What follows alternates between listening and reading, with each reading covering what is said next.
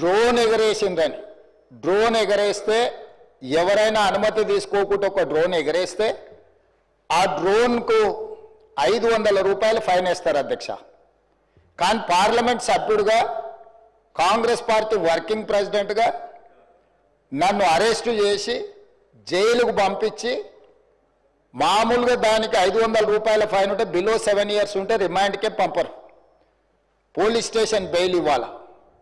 కానీ అధికారాన్ని అడ్డం పెట్టుకొని అన్ని రకాల వ్యవస్థల మీద ప్రభావితం చేసి చర్లపల్లి జైలుకు పంపించి నక్సలైట్లు ఐఎస్ఐ తీవ్రవాదులు ఉండే డిటెన్షన్ సెల్లో ఒక కాంపౌండ్లో ఏ ఒక్క ఖైదీని లేకుండా 7 ఫీట్ల బై 12 ఫీట్లు ఉంటే అందులో 3.5 ఫీట్లు పండుకోవడానికి దిమ్మె ఉంటుంది, ఒక చిన్న బాత్రూమ్ ఉంటుంది అధ్యక్ష.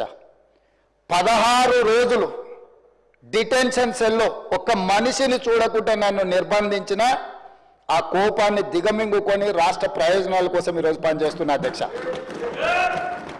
ఒకసారి నేను ఎమ్మెల్యేల హోమ్ కూడా నా దగ్గర ఉంది కదా, ఎమ్మెల్యేలను నేను తీసుకెళ్తా, మంత్రులను తీసుకెళ్తా. ఏ జైల్లో ఐఎస్ఐ తీవ్రవాదులను కరడుగట్టిన నక్సలైట్లను బంధిస్తారో పార్లమెంట్ సభ్యుని నన్ను 16 రోజులు అందులో బంధిస్తే 16 రోజులు రాత్రిపూట ఏ ఒక్క రోజు పట్టుకోలేదు అధ్యక్ష. పొద్దున పూట బయటకు వదిలినప్పుడు 6 గంటలకు వచ్చి ఖైదీలను బయటకు వదులుతారు కదా అధ్యక్ష, బయట ఒక చెట్టు ఉంటే 16 రోజులు పొద్దున పూట చెట్టు కింద పడుకున్న అధ్యక్ష. ఆయన నేను కోపం ప్రదర్శించలే. ఇంకా విచిత్రం, నాకు ఇంకా గమ్మత్ అనిపించింది ఆయన అధ్యక్ష. ఆయన ఏమైనా స్వాతంత్ర ఉద్యమం చేసి జైలుకు పోయింది అధ్యక్ష? ఏం చేసిపోయింది అధ్యక్ష జైలుకి? ఆయన ఏదో పెద్ద సానుభూతి. మేము పోలేదా జైలుకి? వరంగల్ జైలుకి నేను కూడా పోయిన తెలంగాణ ఉద్యమంలో. ఎస్ ఉన్నాం, అక్కడ బరాబర్ ఉన్నాం. మీరెందుకు పోయినరంటే నేను అడుగుతున్నా ఈరోజు. ఎస్, మీ ఇంటికి ఇవ్వాలని జూబ్లీ హిల్స్ ప్యాలెస్ మీదకి ప్రైవేట్ వాడు డ్రోన్ పంపితే ఊకుంటావా? ఆడ నీ బిడ్డనో నీ వైఫో ఉంటే వాళ్ళని ఇష్టం ఉన్నట్టు ఫోటోలు తీస్తే ఊకుంటావా? ఎవరి ఇళ్లలో పడితే వాళ్ళ ఇళ్ళ దొరబడతా, నా ఇష్టం ఉన్నట్టు చేస్తా, అరాచకం చేస్తా అంటే ఊకుంటారా అధ్యక్ష?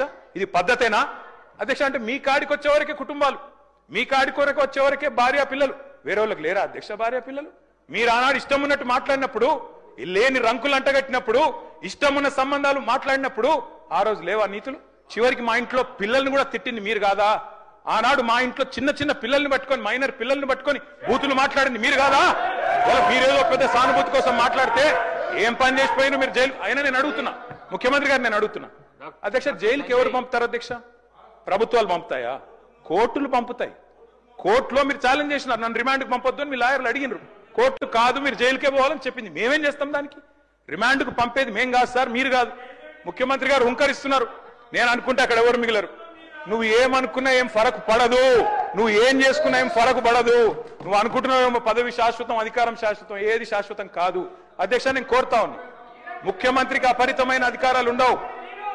ముఖ్యమంత్రికి అపరిమితమైన అధికారాలు ఉండవు. ఎవరిని పడితే వారిని జైలుకు పంపే అధికారం ఉండదు, కోర్టులకు ఉంటది.